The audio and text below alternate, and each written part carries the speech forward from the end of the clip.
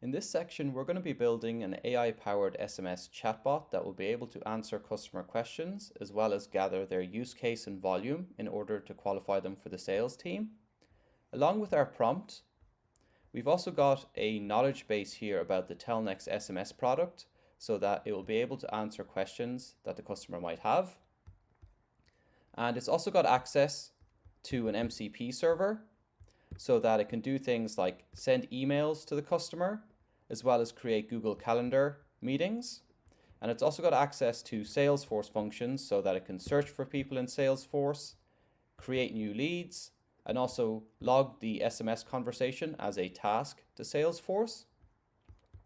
The workflow here would be we take this phone number associated with our AI assistant and we'd embed it on our contact sales page so that instead of someone filling out a form or emailing sales, they would send an SMS to this phone number to start the conversation.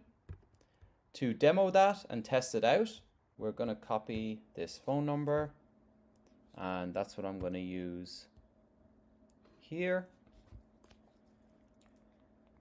Hi there. How much is a short code number?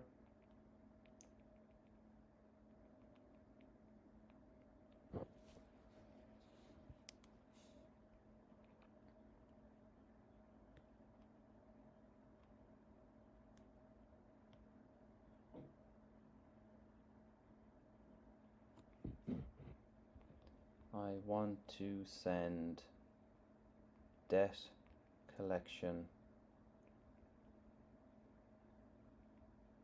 notifications to people.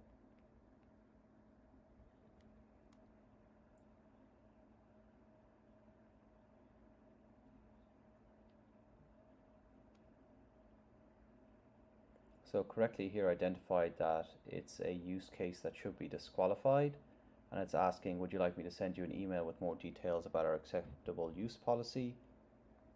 Yes, please. My email is pretorit@tcd.ie.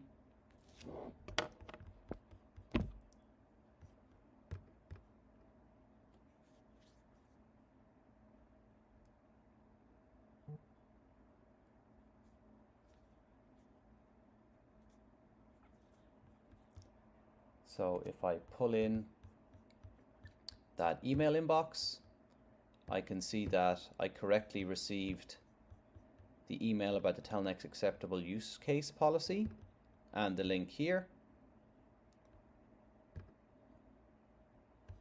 So this all worked exactly as expected. So let's take a look now what happened on the back end when we had this conversation. So I'm just going to refresh here.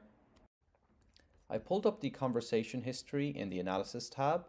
We can see that the first thing that happened was a retrieval request was made to look up information from our knowledge base about short code pricing. Then we got all these snippets back from our knowledge base.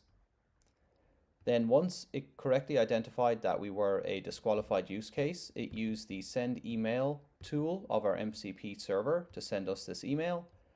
And then we got the correct successful response back from our MCP server. So this is what happened on the back end to support the SMS conversation that we just had, and we've just demonstrated that we've got a fully functioning SMS chatbot.